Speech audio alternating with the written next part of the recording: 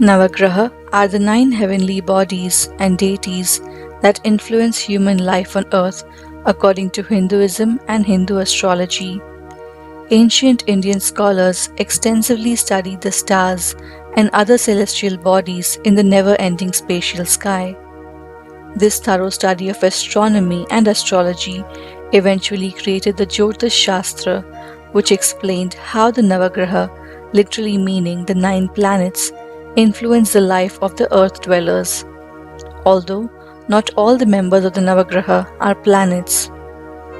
The Earth, Uranus, and Neptune are not included in the Navagraha.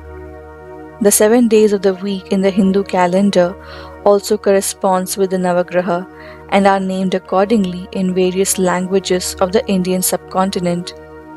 Most temples in India have a designated place dedicated for Navagraha worship. This video will narrate to you the various aspects and stories associated with the first of the Navagraha, Surya. To know more about the other planets of Navagraha, watch the playlist linked in the comments below.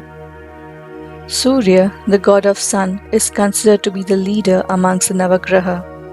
Rightly so, as the other members of the celestial group revolve around Surya.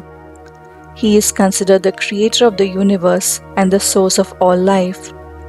He is the supreme soul who brings light and warmth to the world. The god is often represented with 4 arms, out of which 2 hold lotuses, one holds a staff, and another one has a chakra. Each day, he travels across the sky in his golden chariot, pulled by the 7 horses. The 7 horses are named Gayatri, Brihati, Ushni, Jagati, Trishtubha, Anuштubha, and Pankti. This is a symbolic way of representing the splitting of the white sunlight into 7 colors of the Vibgyor spectrum. The driver of this golden chariot is stated to be Aruna, a personification of dawn, who is seated. Surya first appears in literature in the Rig Veda, oldest of the Veda's sacred texts, and composed between 1500 and 1000 BCE. The son of sage Kashyap and Aditi is a prominent figure in Hinduism and is often considered on the same level as Indra in the hierarchy of the Devas. The day designated to Surya is Sunday, also called Ravivar in Hindi, which literally translated to Sun's Day.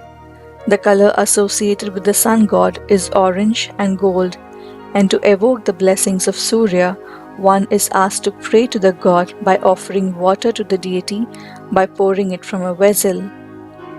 Surya, as a Navagraha, embodies qualities such as leadership, ego, strength, authority, and vitality of a person.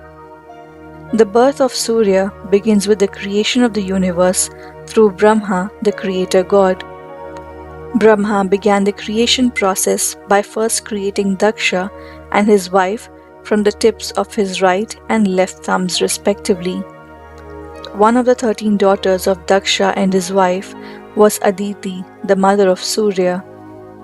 Aditi was married to a sage named Kashyap, with whom she gave birth to 12 sons. These sons were known as the 12 Adityas. Kashyap also had other wives to whom were born many other children, including the race of demons and also other species of animals and birds. A conflict arose between the Asuras and the Devas when Brahma allowed the gods to have a share of what was received from the sacrificial offerings or the yajna. This did not sit well with the demons, and as a result, a war ensued in which the Devas found themselves losing and were forced to give up their place in the heaven and their portion of the yajna. Seeing her sons tormented this way saddened Aditi greatly, and she reached the sun god Vivaswan and begged him for his help. After several days of fasting and devotion, the sun god was pleased and allowed Aditi to make a request of him. The sun god was born as an Anshavatar to Aditi.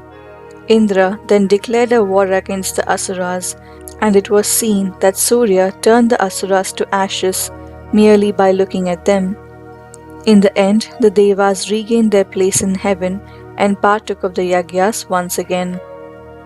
Surya got married to Samugnya, with whom he had 3 children: Vaivasvata, who was one of the 14 original men or Manu, Yama, the god of death, and Yami, the goddess of the Yamuna river. Samugnya is often referred to as Sanjana in various scripts. Vishnu Puran tells the story that unable to bear Surya's intense heat, Samugnya, after giving birth to her 3 children, retires to the forest to practice harsh austerities in the form of a mare, leaving her shadow image Chhaya behind. Chhaya Devi is the Hindu personification or goddess of shadow. Chhaya Devi looked exactly like Samugnya, and Surya could not make out that she was a shadow. He lived with Chhaya Devi, and she gave birth to his 2 sons, Savarni Manu and Shani, and 2 daughters, Dhabadi and Vyati.